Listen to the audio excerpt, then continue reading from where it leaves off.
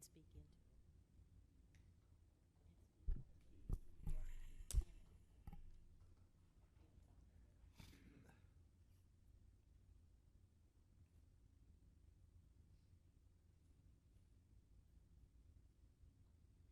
Will you lead the pledge?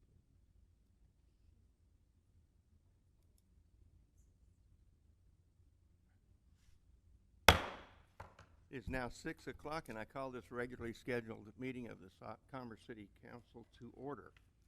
For our invocation, I would ask that we observe a moment of silence.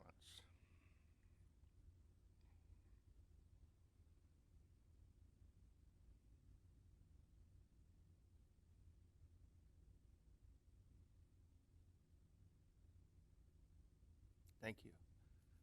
Our Pledge of Allegiance will be led by Stephanie Muller.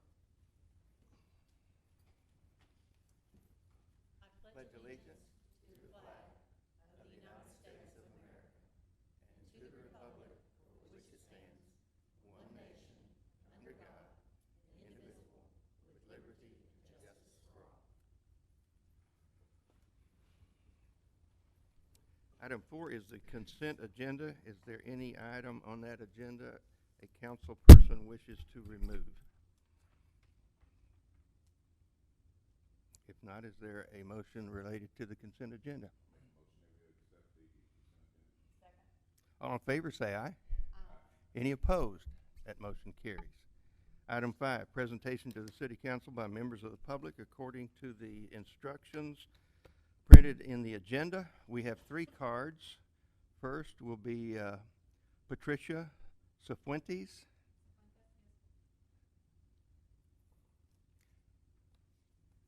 If you would tell us again your name and where you live. Oh, sure. My name is Patricia Cifuentes, and I'm a mom, I'm a wife, and I'm also a member of the beautification committee here for. Okay. Could you speak into the mic so I'm sorry. those online might hear you? Bring it up. Okay. To you, so Good afternoon, everyone. I'm sorry. My name is Patricia Cifuentes, and I'm new to Commerce. I've been here a year. Moved in the winter of 2019, right before the COVID pandemic, and didn't get a chance to meet everybody. So here I am, but I did become a member of the beautification committee. I've had an opportunity to meet a few members of the community since then, and I'm trying to become an active member of the community and help it grow and prosper. And I'm very proud to be a member of the community. I came here to Commerce looking for a place for my family to relocate. I'm originally from Louisiana, from New Orleans, Louisiana, and moved to Texas 6 years ago. And I have, I'm a mom of my beautiful daughter, but I also have stepchildren, 6 stepchildren, three girls and 3 boys. And soon they will be joining A&M Commerce over here and going to school. So I really hope to plant roots and stay here and retire. And I wanted to commend you on your efforts to bring people like me here, because I loved your website, and I wanted to commend you on that effort. And I noticed that you're also bringing new companies to the area with it's Polera, if I'm pronouncing that correctly, from California. they actually have come and gone. Oh, they've come and gone. I'm Moved so to sorry to Greenville. hear it. Really? Oh, they moved to Well, we're going to fix that. We're going to be, we're going to bring some more people in, I pray. Got some others coming. We got some others We're still coming, though. working on 'em. Well, just know that count on me to help you in any way that I can. So if that's a little bit about me, and I just wanted to say hello to other members of the community. Sorry for hogging that up. Okay, the reason I'm here today is to talk about the motion that was presented about the increasing the hours to serve alcohol here in Commerce. And look, I'm from New Orleans. I'm all about Mardi Gras and partying. I'm not against it at all, but one of the things that I wanted to talk about is some things that I hope will benefit the community, and as well as the business owners as well, and they don't see me as a threat, because I want to work together to kind of find a happy medium for everyone. So I do have some data I wanted to share with you, but it'll be a short presentation. I timed it to 2 minutes, 30 seconds. So.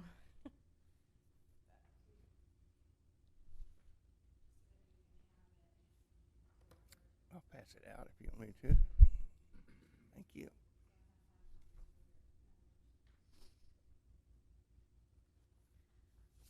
And again, that's a lot of data with the different resources that I highlighted for you. I just kind of did some snippets of the websites and the data that was provided. And I'll just kind of mention a few of the highlighted sections that I think are important as we move forward with before you cast your vote. This is from the National Institute of Health with regards to the COVID-19. And it said, in light of the current coronavirus pandemic, it is especially important this fall for college students to take the necessary measures to protect their health and well-being, particularly if schools have resumed in person or for hybrid classes. According to a national survey, almost 53% of full-time college students ages 18 to 22 drank alcohol in the past month, and about 33% engaged in binge drinking during the same time frame. Some strategies that targeting the campus and surrounding community that we can do to help promote a healthier environment for our students includes environmental level strategies targeting the campus community and student body as a whole. They are designed to change the campus and community environments where student drinking occurs. Often a major goal is to reduce the availability of alcohol, because research shows that reducing alcohol availability cuts consumption and harmful consequences on campuses as well in the general population. Some statistics that were surprising to me, and I'm going to send them off to you to kind of double check me, but I did find that Commerce was pretty high on crime with regard to motor vehicle theft, arson, larceny, and burglary. And it said your chance of becoming a victim of any of these crimes in Commerce was 1 in 42, and that was according to the neighborhoodscout.com. Alcohol can play a large role in criminal activities and violence. Excessive drinking has the ability to lower inhibitions, impair a person's judgment, and increase the risk of aggressive behaviors. Because of this, alcohol-related violence and crime rates are on the rise throughout the country. And this is hopefully referencing to the time. It's further, the greatest number of reported drunk driving crashes occurred at night, beginning at approximately 9 p.m., with fatal drunk driving crashes occurring most often between 2 a.m. and 3 a.m. And it said also, according to the Texas Department of Transportation, a person is killed or injured in a drunk driving accident every 20 minutes in Texas. The most recent data from 2019 shows 812 alcohol-impaired drivers who were involved in fatal crashes that resulted in 886 total deaths. That's important because when you're looking at the population of kids that come to this school starting in the fall, you have 12,109 students that will be arriving here in the fall. 6,177 are undergraduate students. Some of the comments, though, from Unigo for a college kids resource for trying to figure out where they want to go to college, we got really high marks. I was really proud of that. They said anyone who's interested in a small town, laid back, homey institution who doesn't want to be lost in the giant crowd of major universities should come to Commerce. This school is located in a small town and has a small town atmosphere. Yet the school offers lots of clubs and on-campus activities for its students to participate in. And that's one of the comments that were on this website, but there's so many more. And again, I did share some statistics from an attorney that had some webs on the Texas DOT from 2019, shows 812 alcohol-impaired drivers who were involved in fatal crashes resulted in 886 deaths. And then it talks about the total crime and statistics and how they relate to with alcohol. And homicide is one of the highest. It says alcohol is involved in more homicides across the United States compared to other substances like heroin and cocaine. In fact, about 40% of convicted murderers had used alcohol before or during the crime. Excessive drinking can lead to more severe forms of violence that can quickly escalate to extremely dangerous situations. This short and long-term effect of alcohol blurs a person's mental state, contributing to an increased risk of committing violent crimes. There are strict legal punishments for these, and it goes on and on.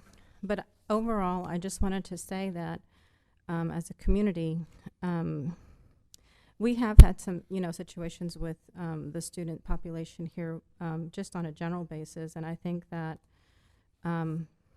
because of the onslaught of this COVID and the new variant and things that people are truly concerned about, and as parents of young children, it's concerning on so many levels for their health and well-being, and also the responsibility that we hold as a community for the students that are coming to our campus, and parents who put their children in our hands to take care of them. And I know that we also are probably one of the youngest, we have a young population of people that are employed throughout the different companies here in town, and they get off home from work, like from McDonald's or from Walmart or from Brookshire's, and they're going to be encountering these kids coming out of these bars at a late hours, and I think it's just not the right time to increase the hours of drinking right before school starts.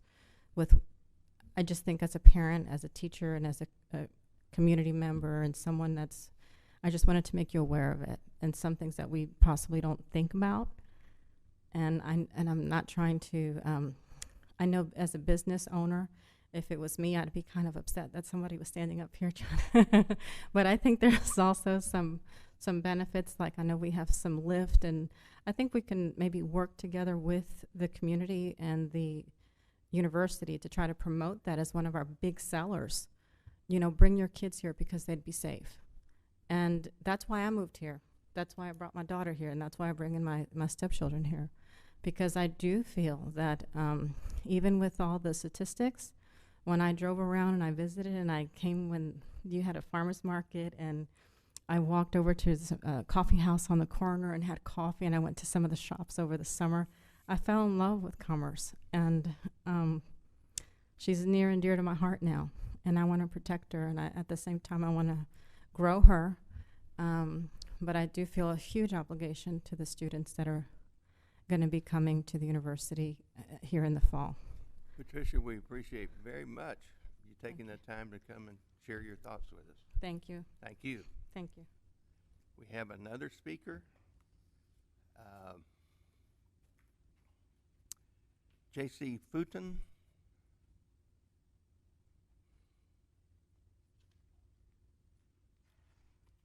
Hello, my name is J.C. Fulton. I am currently doing my master's in social work here at the university. I completed my undergraduate in social work as well. I started and moved here in 2017. I have lived on campus from when I moved in 2017 until November of last year when I graduated and needed to move out. And so my friend Lauren Kimmel, she will also be presenting today. We are here as part of a class project to take a big step in our community and advocate for something we believe is useful. So my topic today will be affordable housing. As someone who is renting and who was a new renter, it was quite difficult to find some housing. And I am also a student case manager at the university, and so one of the things I do is also help them find housing whenever their situations may change or they're not living on campus anymore. So I just wanted to share my experience and then maybe potential solutions that could be considered or things like that. So thank you for listening in advance. After moving off campus in November of 2020, I struggled to find affordable housing located in a convenient area that worked with my lifestyle. And while I had the option to be picky and kind of choose something that maybe I wasn't able to afford solely on my own due to parental help, I know that many residents of Commerce don't have that option. With almost 37% of the population living in poverty, which does not include students who are living off or on campus that take part in their local census, not here. Rent continues to increase while wages do not, which makes it very hard to hit that 33 or 30% level of income that you're supposed to be able to show proof of 3 times what the rent is. So those numbers kind of come from the local census here, as well as an out-of-reach report done in 2021 by the National Low-Income Housing Coalition. This is a nationwide problem. However, as a community, Commerce can come together to alleviate this issue.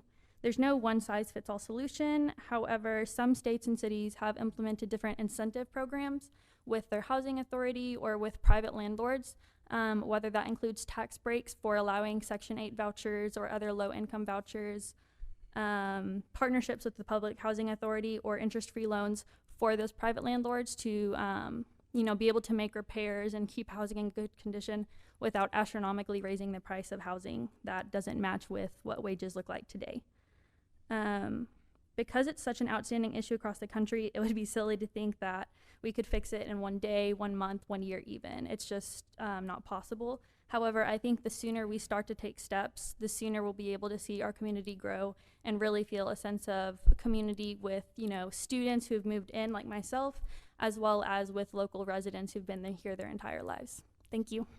Thank you. Appreciate you coming to talk to us. Thank you. Lauren Kimmel.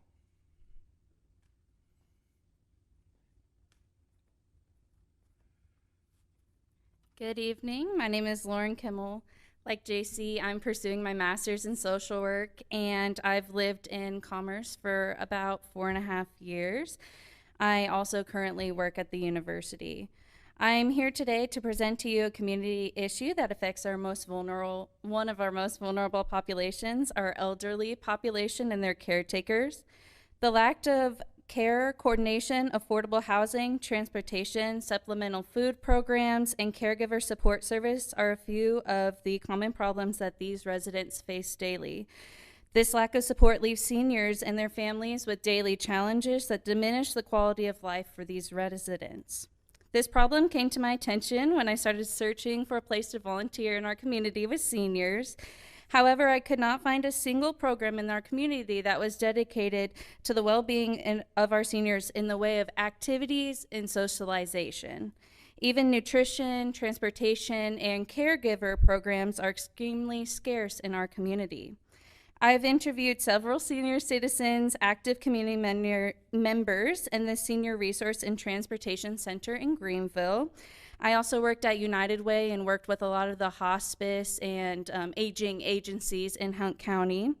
In each interview and over my work with Hunt County United Way, there were great concerns for the 9% of our population, about 871 residents, who are our seniors.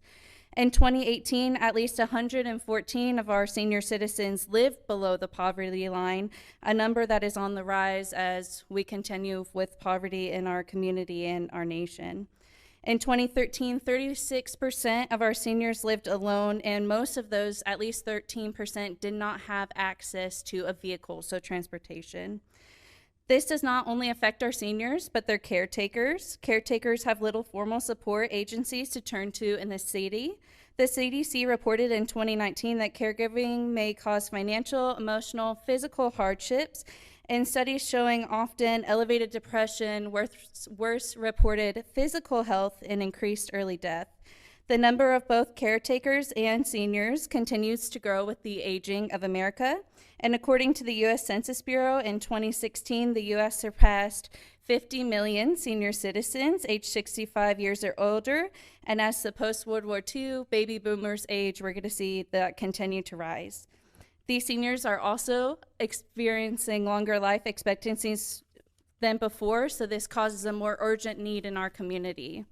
Since the city has currently no or little to no nonprofits or social support specifically catered towards seniors, often these seniors have to rely on Hunt County services rather than just Commerce services. A potential solution to this problem would be for those community support systems and stakeholders to form, support, and allow program implementation to allow seniors, to empower our seniors in Commerce, Texas.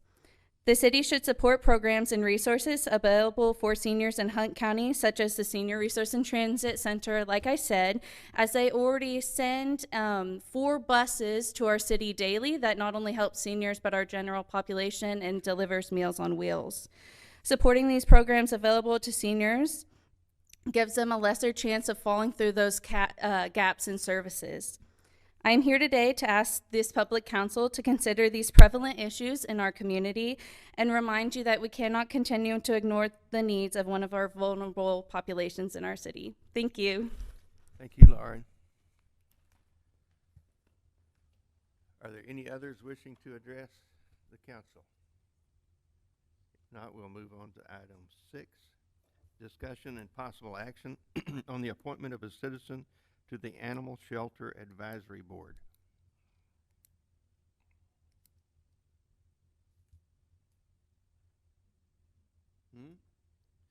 All right, Mayor, Council, this is Howdy Lisenby, and I am going to give my best effort at being Molly today. But I want to set the expectations realistically low, and we'll do what we can. The city charter creates a number of advisory boards and commissions that support the role that city council plays. In even large communities and small communities, it's not always feasible to expect a 5 or 6 member city council to have the breadth of knowledge and experience of the A to Z services that local governments serve. And so they will create committees and boards to specialize in particular areas of interest, and then those boards make recommendations to the city council whenever there's a policy or a project that would be undertaken in that particular area. And the Animal Shelter Advisory Board is one such group that is created by city charter. The charter outlines 6 positions. One of those is to be a licensed veterinarian that's currently held by Dr. John Manning. One of the positions is a county or municipal official, which was Gene Lockhart, but when he rotated off the city council, he vacated that position. One person whose duty includes daily operations of the shelter. For us, that's Chelsea Bass, our animal control officer. One representative from an animal welfare organization, which is currently taken by Mackenzie Ryer. And then 2 of the positions need to be local citizens. We have Lisa Coffey, and then we have a vacancy. And so we actually have 2 vacancies on the Animal Shelter Advisory Board. One is a citizen, and one is a county or municipal official. Traditionally, it's been one of the city council members. So the first item today is to discuss the appointment of a citizen. We actually have 2 citizens that have submitted applications, and that is what is for consideration at this time.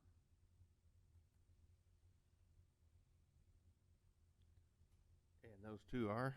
I'm looking that up because this is where Molly would normally have that information right on her fingertips. We reluctantly allowed her to go to Austin for training, and so, you know. Sharon R.C. Sharon, and then Jody Grand. Judy Graw. Judy Graw. There's 1 citizen position, and we've had 2 applicants, and so that's where we need some. So Judy Graw from 415 Bonham has submitted an application, and then Sharon Arcee from 2613 Washington Street has applied for a position. And so we welcome your discussion and direction. Any comments?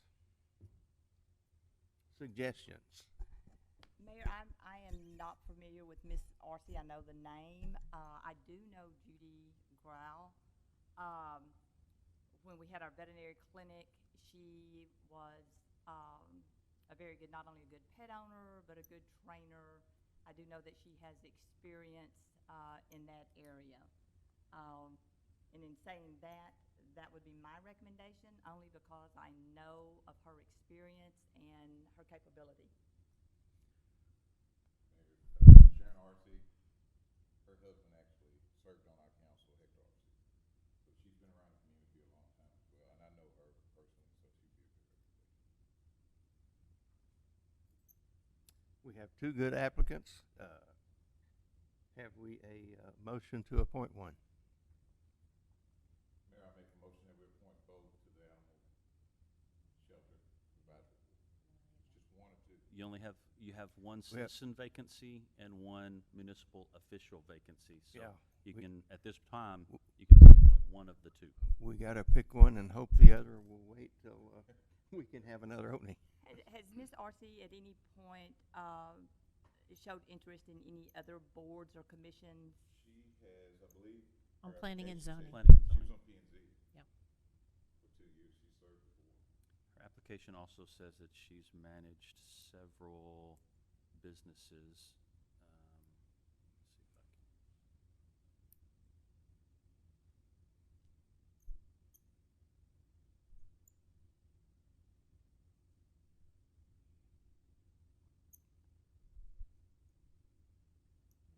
It just says have managed several businesses. That's what her application says.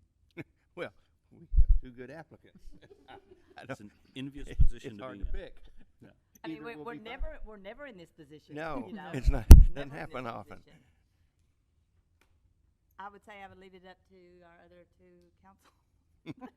Put it on y'all. I know Hector Arcee very well, having worked with him for many years, and I know his wife through Hector. You want, I would support her. okay, you want to nominate her?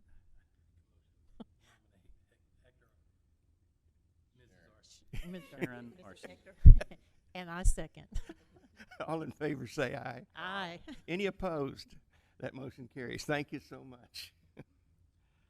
Okay, now, we've got to work on discussion and possible action on the appointment of a city council member to the Animal Shelter Advisory Board.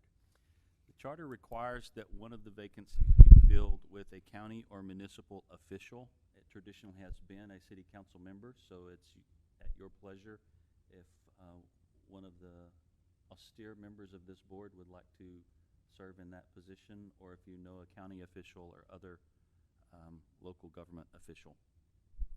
I'd like to nominate Teddy Reel.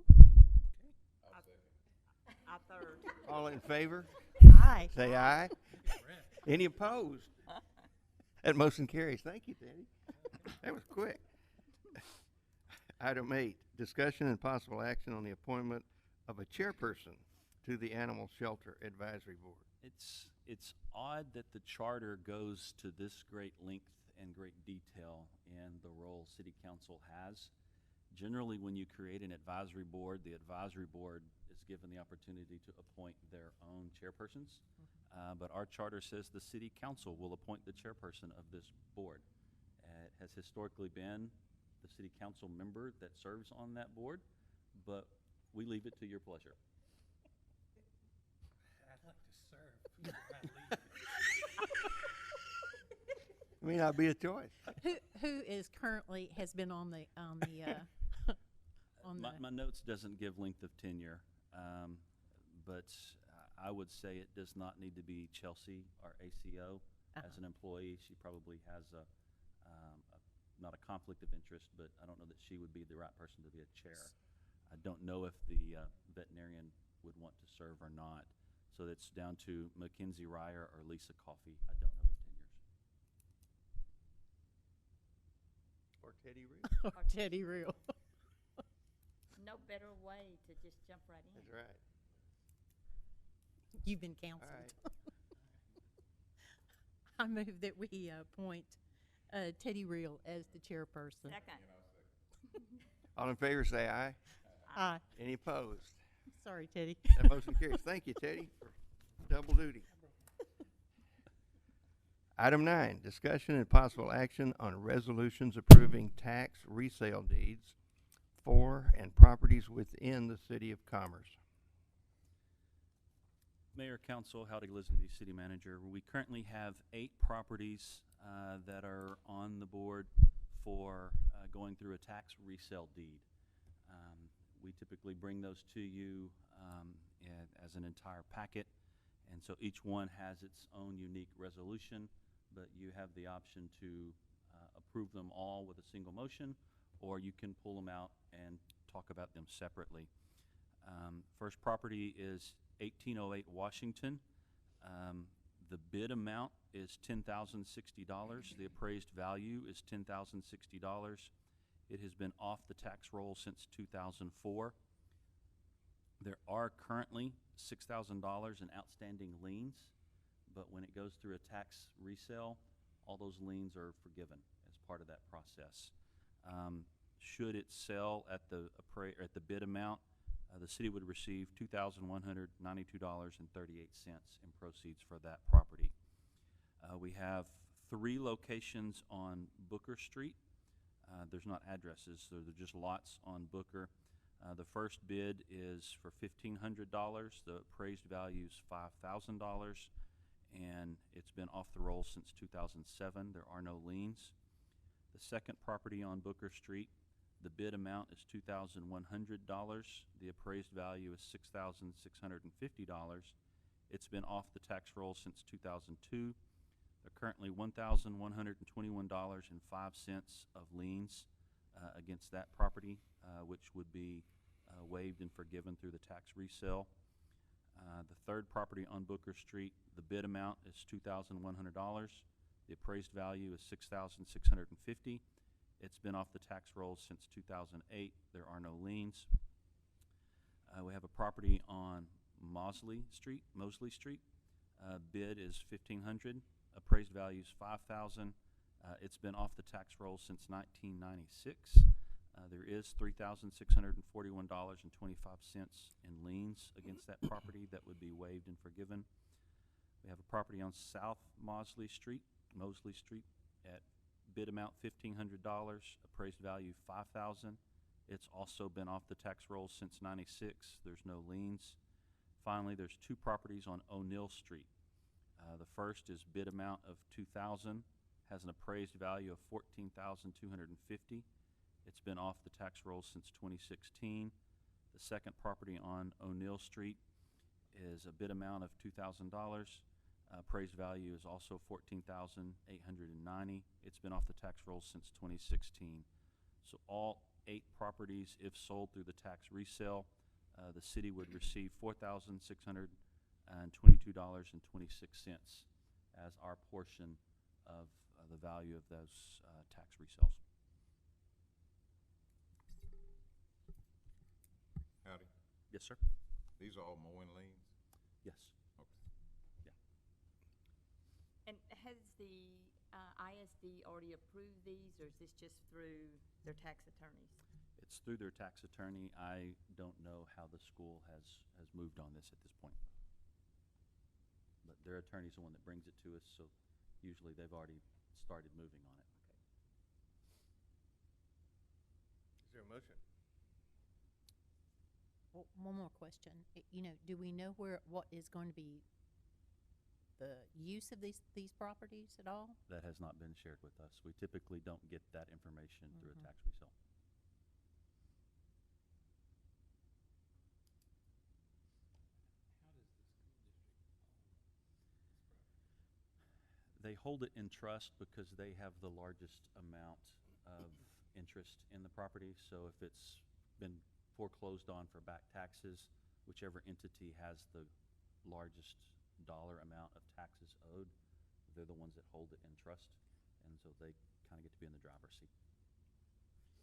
So we'll at least get them, if we accept this, then we're at least getting them on the tax rolls. Yes. Correct.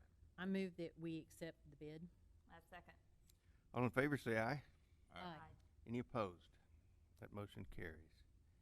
Item 10, discussion and possible action on a resolution contesting the issuance of the City of Texarkana's water rights permit application number 13642 by Texas Commission on Environmental Quality. Mayor, Council, howdy, Elizabeth, City Manager. I will attempt to be brief, but when you start talking water, I have a tendency to just keep talking. Water is personally a passion of mine. In the state of Texas, not a lot of people understand how the state manages water resources, but every drop of water on the surface of the ground in Texas is legally owned by the state of Texas. And so if a local government, if you build a large lake, you technically don't own the water that's in your lake. You own the dirt that's underneath the water. And the only way you have permission from the state of Texas to use that water is with a specific water rights permit that's issued by the state of Texas. And they manage water rights based in the age of when that right was assigned to you. So if you have an imaginary lake with 100,000 gallons in it, and City A was the first in line, and they got water right number 1, and they get 80,000 gallons in that lake, and then City 2 shows in and they get a subsequent water right at a later date for the other 20,000 gallons, the first city has what's called senior water rights. And so if the volume of that lake goes down and there's less water than what everybody needs, the city with the senior water rights has first claim on the water. And that's just how it is in Texas. And they manage water along entire river basins. And we have an ownership interest in Cooper Lake, which is in the Sulphur River Basin. If you follow the Sulphur River further on down to Texarkana, Wright-Patman Lake exists just outside of Texarkana. Texarkana has a water right in Wright-Patman for 180,000 acre-feet a year. Just to put that in context, 1 acre-feet is 325,000 gallons of water, and they have 180,000 acre-feet a year that they have a right to in Wright-Patman Lake. That lake was constructed before Cooper Lake was constructed, so water rights that are associated with Wright-Patman are senior to the water rights we have in Cooper Lake. And so should we enter a drought and they needed water in Wright-Patman that currently exists in Cooper, the state could require Cooper Lake release water and let it flow downstream to go to the senior water rights. We have a water right that is junior to Texarkana's existing senior water right. Now they have submitted a new application for an additional 176,000 acre-feet of water out of Wright-Patman. The question on the table is the TCEQ going to issue a brand new water right with a date of 2021 so that that is junior to our right of water in Cooper Lake? Or are they going to take the senior water right from decades ago and just change the number? Texarkana says they want the new water right to be a new date and be junior to everybody. That's what Texarkana says out loud, but that's not in writing anywhere. And so the only way we get to participate in that application is if we contest it, and it will go before an administrative judge. And so their water right would be contested, and then we get to kind of fight and argue that this new right should be junior to our right in Cooper, not senior to our right in Cooper. And so tonight's resolution basically authorizes me to contest that water right application on behalf of the City of Commerce so that we get to be at the table when the state considers what they're going to do with that application. If we don't contest it, they go have their hearings and we're on the sidelines and we don't get to participate. So staff is requesting a resolution that would allow us to contest this application and we get to be at the table for those discussions. Happy to answer any questions that you may have.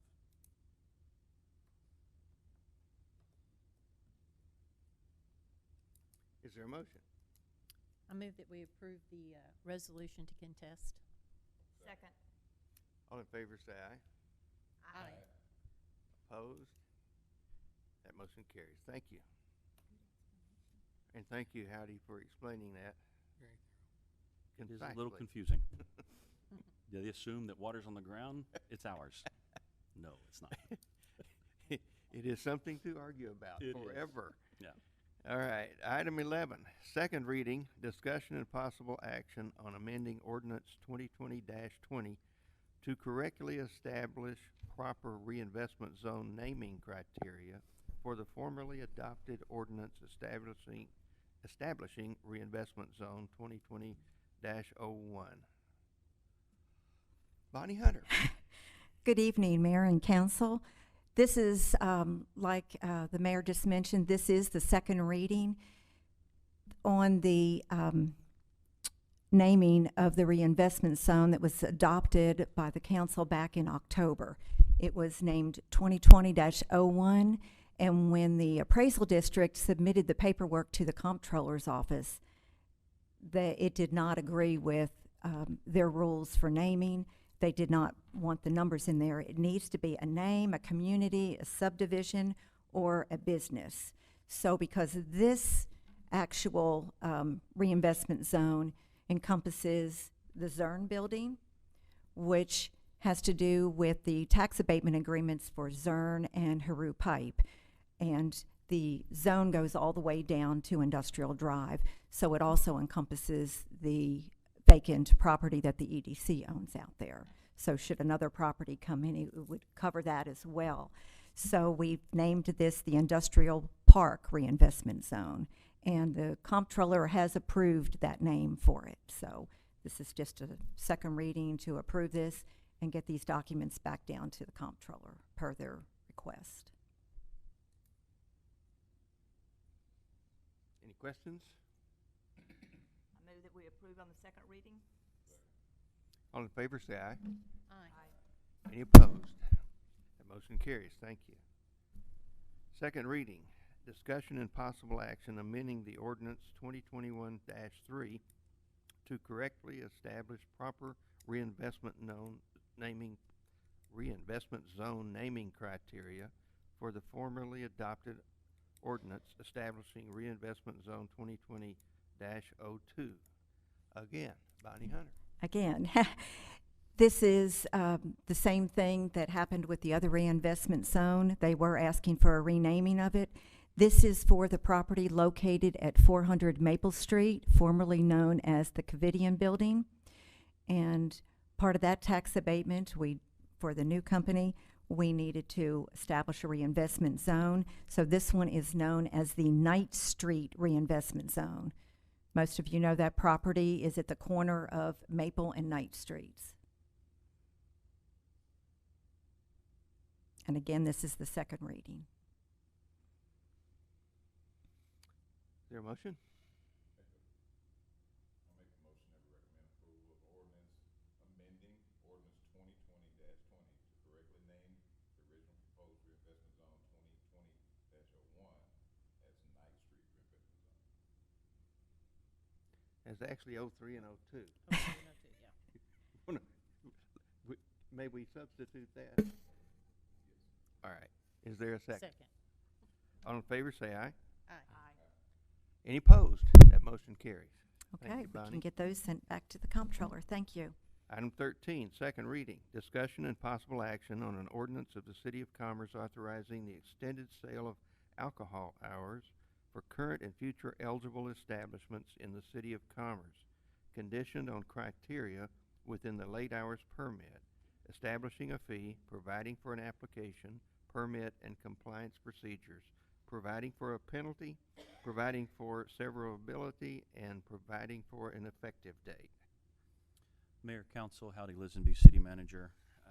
In our last regular meeting, you were presented with this ordinance as it was drafted, and it was approved on first reading with some questions and direction to the staff, primarily regarding the ability to add a sunset clause to this ordinance so that it could automatically expire. And if it was chosen to be extended further, the City Council would have to bring it back to the table for discussion and extend it. And y'all requested a 2-year sunset clause. And so we worked with the attorneys and confirmed that as a home rule city, we do have the ability to adopt ordinances and include automatic sunset provisions. And so the draft that you have now includes a new Section 7 which is the sunset provision that would have this ordinance expire on July 20, 2023. And as I recall, the conversation you had was that you wanted to see what kind of response the community had if there was an increase in drunk driving, if there was an increase in automobile accidents. If we began to see some negative trends within the community as a result, you could either bring it back and cancel the ordinance, or you could let it ride for 2 years and see what the data shows. And so that has been added. The other major change, if you'll notice, is that state law, once a local government approves this extended hours ordinance, state law controls all of the details of their permit because they've got to get that from TABC. There's a fee they pay to the state. And so there are portions of our ordinance that created a new permit, created a new fee, and regulated some of that stuff that is exclusively the right of the state to manage. And so our attorneys have recommended that we remove those portions of the ordinance that are the exclusive right of the state to manage. And so this ordinance would just create the extended hours permission, and then they would have to go to TABC to get those permits, and they don't have to get permits and pay fees to us because there's not anything that we do in that process. And so we've submitted the ordinance as revised by our attorneys for your consideration on second reading. With this being in basically the state's control, we can still at any time that we see any problems, any issues, go back and revisit this, and am I correct? As a home rule city, we have the authority to adopt regulations, and we have the ability to rescind those regulations at any time. And so the extended hours is a local option. You, as a home rule municipality, have the ability to approve the ordinance now, and you can rescind it at any time. As it's drafted, it automatically is expired in 2 years, and we can revisit the conversation and see if we want to extend it from there. Is there a motion? I move that we accept the second reading with the amendments. A second. All in favor, say aye. Aye. Aye. Any opposed? Motion carries. Item 14, City Manager's Report. Mayor, Council, I will take a few moments to provide some feedback to the public comments that were made at the beginning of the meeting. For the public information, whenever there is an item that is brought before the council by a member of the public that is not an action item already on the agenda for the council to consider, they're not allowed to deliberate, take action, or make any moves on items that are brought before us. Staff is allowed to respond and provide information to those comments, but the council can't take any definitive action on those comments. So in order, Ms. Cifuentes, your comments about the extended hours ordinance are definitely noted, and do know that there is an automatic sunset provision in the version that was adopted that will allow us to track crime and accidents and see what the resulting trends are from a social point of view and a criminal point of view, and we can revisit that at any time. Is it Ms. Fulton? You had mentioned the issue of affordable housing. Just within the past couple of weeks, Bonnie and I have had a very encouraging conversation with a major real estate developer that's looking to potentially bring in a 200 to 300 home subdivision. Many of those would be within a price range that are affordable to high school teachers, college professors, things like that. We've also had a very promising conversation with a different developer that specializes in multifamily residential apartments and townhomes. They've got a couple of locations that they're interested in pursuing a development for that would be at least a 200-bed apartment complex. They didn't mention whether it would be tax credit property or not when apartments are constructed. They have to decide whether they're going to be low-income tax credit or if they're market rate. This developer hasn't indicated which type they would pursue, but they're definitely interested in a project in this community. And then I also it was earlier today, had a conversation with another residential developer that does single-family homes. Their product is in the $150,000 to $200,000 per home range, which again is in line with what we feel the market needs in our community. And so we're very aggressively pursuing developers. One of the challenges that we're finding is that if you are a builder, you are completely busy in Rockwall and Roy City and Caddo Mills, and they can stay busy and make money all day long and just get up, walk out their front door and build another house and go to bed. And so most of the builders are completely tied up in that part of the southern end of Hunt County. But the developers we're talking to are interested in hopping over that work and coming up here because there is a market, there is a demand, and it's saturated down in that end of I-30. So there is some interest in developers coming to our community, and we're aggressively pursuing developers to try to get something done. We agree with everything you said. It is a major concern for our community. Ms. Kimmel, also thank you for speaking. If you'll just hang out for a few more minutes into this conversation, we're going to briefly cover some of the items in the proposed budget that we've submitted to City Council. And as a staff, we also recognize a major contingency of our population that is underserved. Our understanding of the demographics is that 19% of our households are senior adults that live alone, and that is 43% higher than the state average for a community of our size. So we have a significant portion of our population that are elderly. I have also talked with, I call them script because I can't remember everything in the acronym, but last year they provided approximately 20,000 rides for seniors. Half of those rides generated out of Commerce, Texas. That's 20,000 in the entire county, half of them generated from our community. And so our proposed budget, Mayor and Council, includes money to support script because they've requested support from us to continue that service to those members of our community. And the budget we've proposed does include some funding to allow for that support to script and their services. We also have some projects in there to potentially create spaces for senior recreation and senior activity events to happen.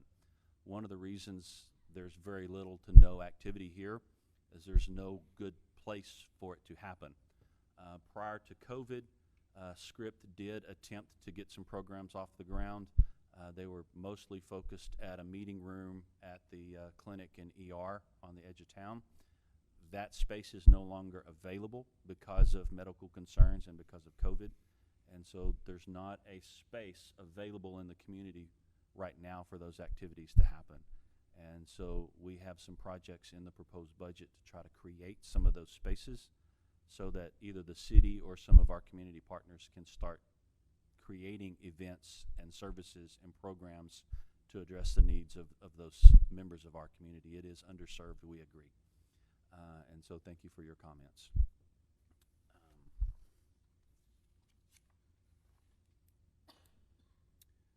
I'll now turn it over to Ms. Jamie for a quick run through of our financial update.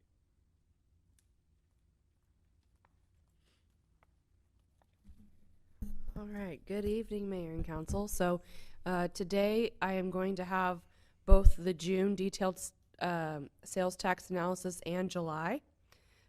I was lucky to get it in time for the meeting. So just talking about June sales tax and going back and looking at their retail and why it was so much higher and why it's continuing to trend.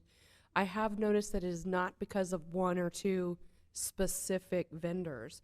It's because we're seeing a handful of vendors that are having healthy growth month over month.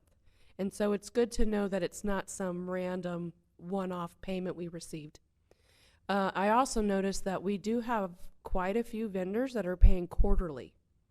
And so I would expect in September we'll see another increase because, those that have been holding off, hopefully will get their sales tax in September.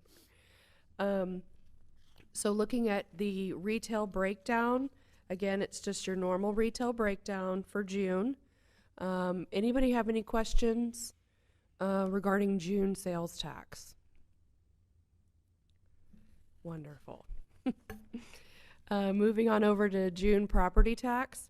So as of June 30th, we were only $20,000 shy of reaching our budgeted property tax revenue, which is, again, 97% of our overall tax levy. And so I think that, and I'm pretty confident we're going to hit that budgeted number in the next month or so. So that's great. So moving into our July sales tax. As of July, we have surpassed our budgeted sales tax revenue. We have gotten just slightly over $1 million, and that's going to continue to grow over the next 2 months. Looking at the retail, it is, again, just like in June, where we're not seeing one specific vendor or a couple of specific vendors. It is for a handful of vendors that are having healthy growth increases. And so I've been kind of watching, and I've been recognizing that our accommodation and food service has been increasing. So even though it's not a strong revenue for us, ours is obviously mainly in retail, I think it's really important to notice that the variations and the fluctuations and the growth that we're seeing, not just on retail, but in other industries that we have here. And so I just kind of wanted to maybe in the coming months start highlighting some of these different, not just retail, but start highlighting some of these different categories that we have that we're seeing growth in.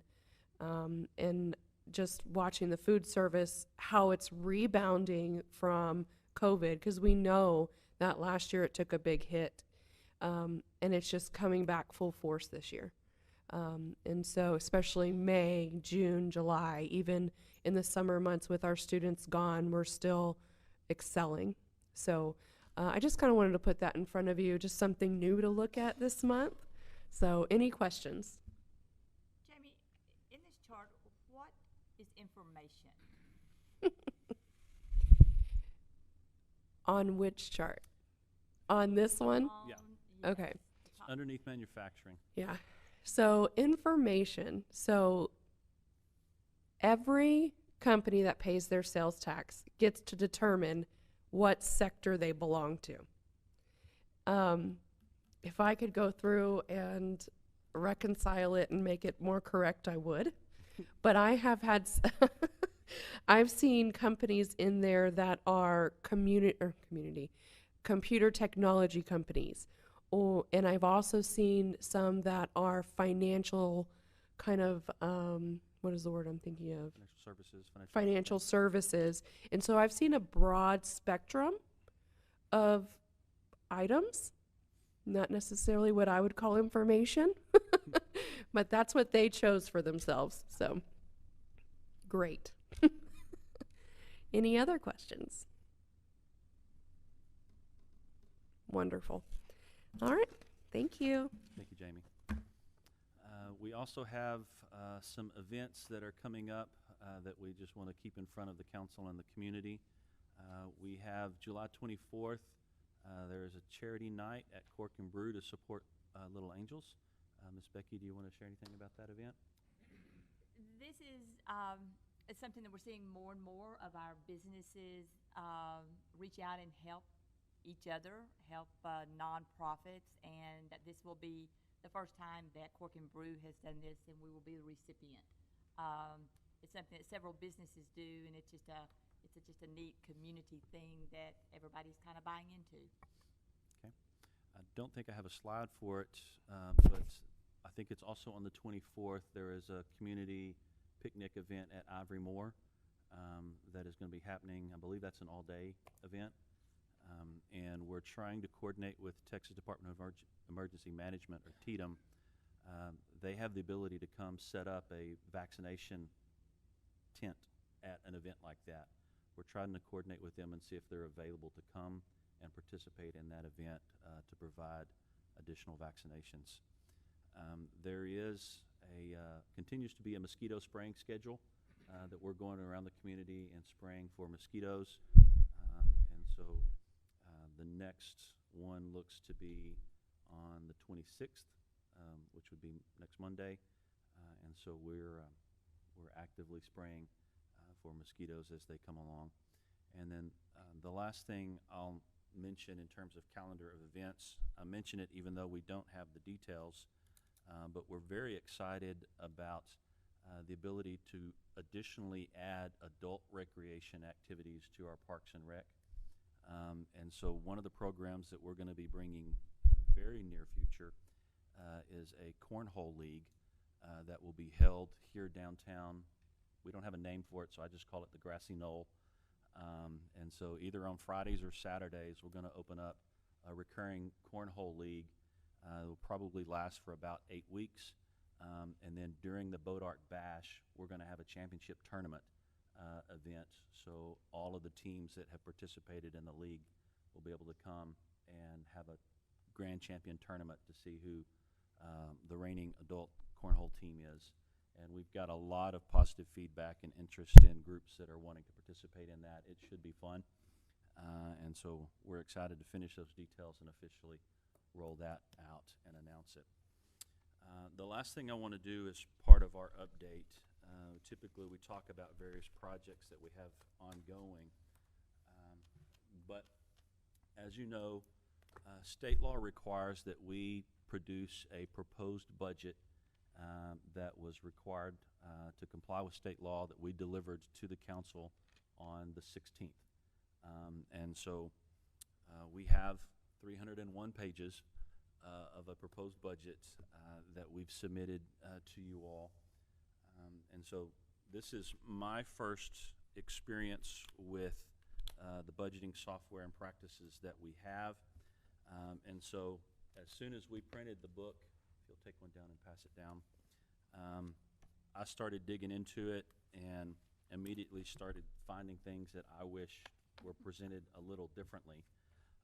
One of those being, I like to start at a very high level and then dig down into the details.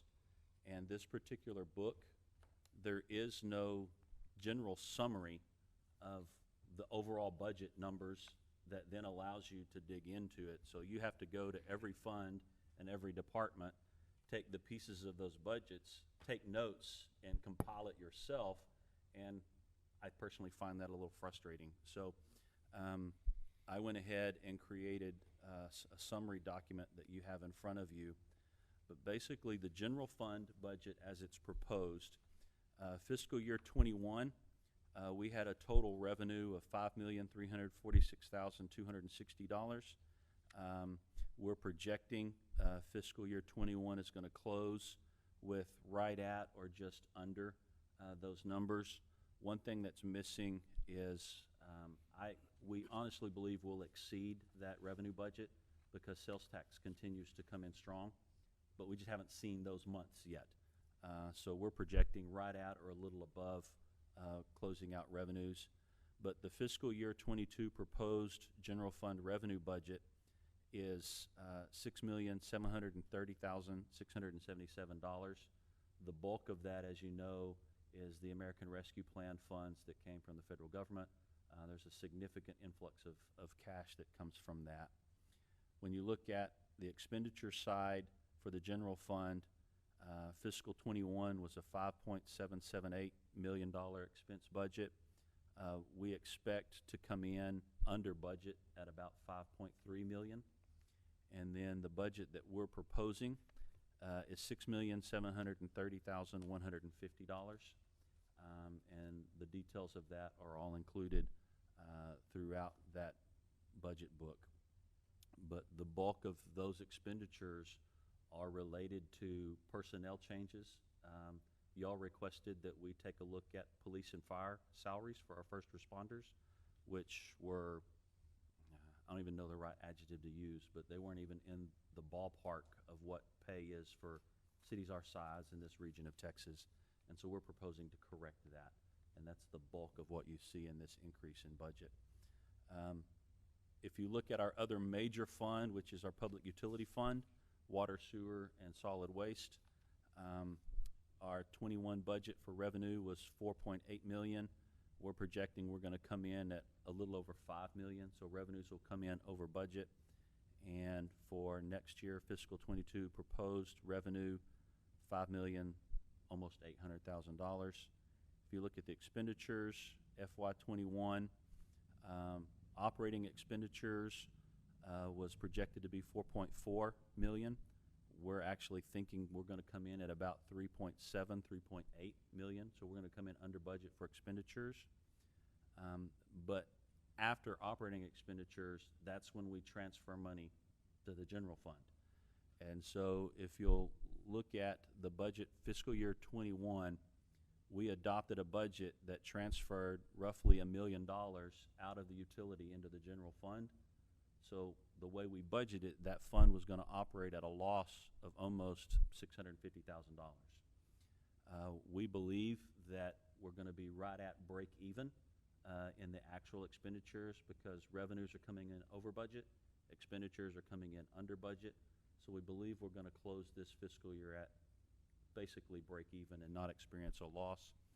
But for fiscal year 22, we have a budget that operates and does the transfer of $990,000 and breaks even. So we're not budgeting the public utility to operate at a loss in the next year. And then what we have, we call them the minor funds. They're usually internal service funds. And so there's a list of all of those other funds and what we're projecting to close out the year and what we're proposing them to be. And so that document is provided to you to provide some additional clarity in that 300-page budget book. But the other thing that I want to put in front of you, Ted, if you'll take one of these. I could have passed them out earlier, but then all you'd have done was read that. You wouldn't have paid attention to the rest of the meeting. And so we buried the headline. In one of our workshops a couple of months ago, you as a council indicated that you really wanted us to be able to take on some capital projects that either builds new facilities, renovates existing facilities, or replaces existing facilities. And so we've talked about what a number of those capital projects could be. I've compiled it all into this memo to present what is our 4-year capital improvements plan. And I break that out into minor projects, major projects, and equipment replacement. Minor projects are typically those items that are $100,000 or less. We typically fund those out of current year operating revenues. But a capital project is a one-time expenditure, again, to establish a new asset, renovate an existing asset, or replace an existing asset. So minor improvement fund, we're looking at about $128,000 worth of projects in the general fund, about $75,000 worth of projects in the utility fund. Those are all funded through operating revenues in the budget as presented. And those are in the book that we printed and handed out to you. Major improvements are not in the book because we have some decisions to make about what we want to do. We have proposed $7,350,000 in capital projects for the general fund, $1,750,000 in capital projects for the public utility fund, and we have approximately $5 million in this coming year in the general fund to do projects with. So we actually have more requests than we have dollars to spend. And so on August the 2nd, when we have our workshop, that's when we really kind of get to decide what we're going to do now and what we're going to defer. And then there are some equipment, pieces of equipment that need to be replaced. But I want to point out both of the fire engines have grants associated with them. So if we are able to get the Texas FAST grant, that $620,000 fire engine, we only have to pay $120,000 for. So we wouldn't have to spend $620,000 of our dollars. We would only have to spend $120,000. And then the brush truck that you see there, the price of a new brush truck is $250,000. If we are successful in getting that Texas Forest Service grant, we would have to spend $70,000, and the grant would pay the remaining balance. But we typically finance those with short-term notes through local banks. But the last thing I want to show you is this chart. It looks at a 5-year window for fiscal year 21 that we're in right now. You issued $1.5 million for street and drainage improvements that we're currently working with an engineer to design. We will have some cost estimates for our August 2nd meeting so that we can talk about what some of those streets are. But this chart gives you, I'll say it's staff recommendation, but you ultimately get to decide what you want to do. But for these projects, if we do streets in 21, I'm saying no streets in fiscal 22 simply because I don't have anything designed. And so working with engineers right now, we're designing projects and we have money to do that first round of projects. So I'm saying starting in fiscal 23, we start doing $1 million, $1.5 million every year in streets and move that program forward to start replacing and upgrading some of our streets. That gives us kind of a one-time opportunity to do some projects that address facilities that don't meet the needs of the current community or create an opportunity to meet the needs. And so walking through that list, you'll hear more about it. We have the potential to participate in the renovation of the A.L. Day building and use it as a community center.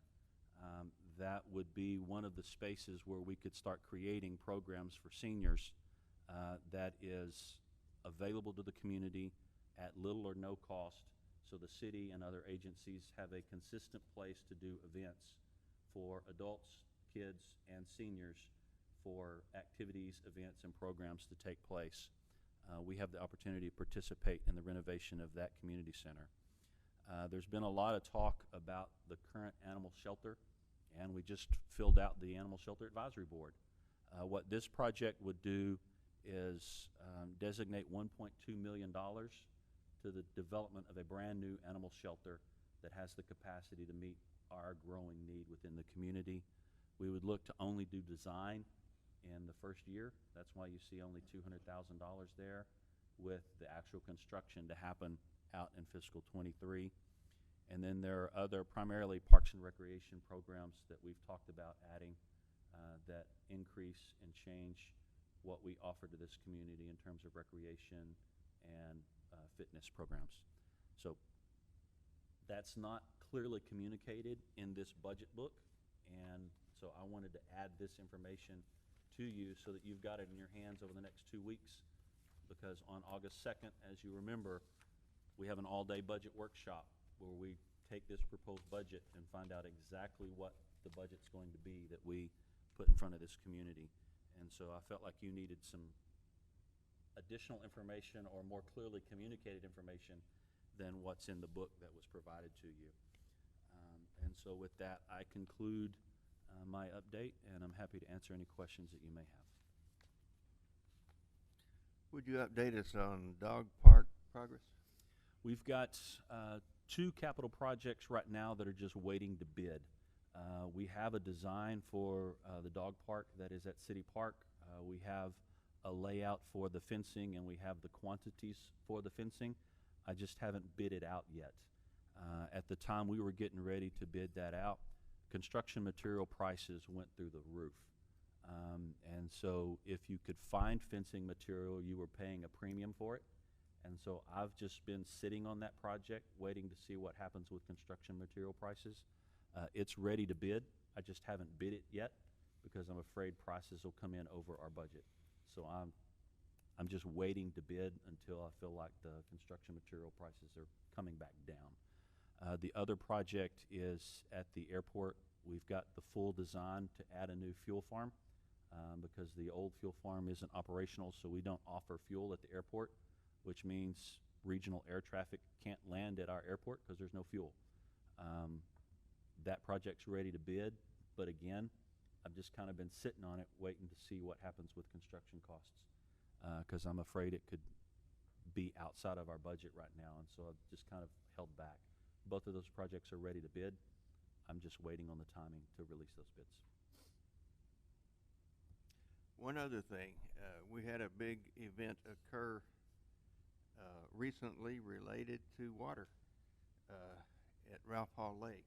Yes. The groundbreaking. Would you comment a little bit about that and potential effect that might have on our economy in this town and the region? As I referenced earlier when we were talking about the water rights application at Texarkana, the process to build a new reservoir in the state of Texas, if it goes fast, it takes 20 years. That's a fast water application because you have to go through the state of Texas and you have to go through the federal government and the Corps of Engineers. And so the Upper Trinity River Water District has been working for 30 years to get a permit to build Ralph Hall. And so that permit was issued a few years ago, and they have officially begun construction on Ralph Hall, which is approximately 18 miles north of Commerce. It's right outside of Ladonia. And so we anticipate there will be a significant economic impact to our community because of our proximity to Ralph Hall. And if you look at where we're located with Ralph Hall, Tawakoni, Cooper Lake, there's lots of lakes around us that are in very convenient driving range. And we feel like we have the opportunity to position ourselves from additional economic growth and activity because of the proximity to Ralph Hall. We are not currently looking to get any water resources from Ralph Hall, so we're not in line to get any water from there, but we have more than adequate water supplies between Cooper and Tawakoni to last us generations into the future. And so if we participated in Ralph Hall, we would have to pay. And typically you don't want today's citizens to pay for water resources that they don't have to have. And since we're very well covered for water resources into the future, we did not participate in the cost of Ralph Hall, but we anticipate we will benefit economically because Ralph Hall is so close to us. Would you comment a little bit about the difference in ownership of Ralph Hall Lake and Cooper Lake and potential for development? When an entity like Upper Trinity tackles the development of a reservoir like Ralph Hall, it's hundreds of millions of dollars, and I think they're the sole sponsor for Ralph Hall. When Cooper Lake was built, that process started decades ago. 55. In 55 is when it started. There were 3 entities that were involved in the creation of Cooper Lake. The City of Irving, North Texas Municipal Water District, and what is known as the Sulphur River Municipal Water District. City of Commerce is one of the founding members of Sulphur River Municipal Water District, and so that's how we have an ownership interest in Cooper Lake. And for those of you that just are fascinated with history, the City of Commerce was 100% groundwater and was growing at a significant pace back then. And so the city chose to participate in the permitting and development of Cooper Lake for our long-term water supplies. And we were able to get into that at a very attractive cost. Then the litigation started, and Cooper Lake was tied up in litigation for literally decades. And Commerce was growing at a rate that we needed more water than we could pull out of the ground, and Cooper Lake was not going to get built anytime soon. And Lake Tawakoni was available, and so the city fortunately was able to get a very attractive contract to purchase from the Sabine River Authority out of Lake Tawakoni. And so we have all the water we need out of Tawakoni, and we have ownership interest in Cooper. We currently have a relationship with the Upper Trinity River Municipal Water District, and so the water that we have access to out of Cooper, they're buying from us, and so we have an ownership interest in the lake, and we haven't paid a dime for our ownership interest in the lake because of our relationship with Upper Trinity. And the beauty of that is with our contract with Upper Trinity, and I met with them just this past week, when Ralph Hall is completed and online, it triggers a provision in our relationship with Upper Trinity, and if we need to start taking water from Cooper, we have an opportunity to do that at a much lower cost than if we tried to start taking that water prior to Ralph Hall. So there's lots of things happening in water resources in this part of the state, and we are very strategically positioned right in the middle of all of it. So. Well, thank you, and I like for everyone to know that long-term planning in water for the city of Commerce is paying off very favorably. Yes. We have lots of options. We have much more availability than we'll probably need for 100 years, but it's good to have options instead of wondering where it's coming from. I think it was, I think the quote is attributed to Mark Twain, and I'm going to butcher it, so this is a paraphrase quote of, I believe, Mark Twain. And he said, "Whiskey's for drinking and water's for starting wars over." And we're very well positioned for water. Don't know about the whiskey, but we're good for water. Any questions of the city manager? I know of no reason for an executive session. There's not one. Which is unusual, and I therefore adjourn this meeting at 7:21. And thank you all for taking the time to participate in your city government. We appreciate it.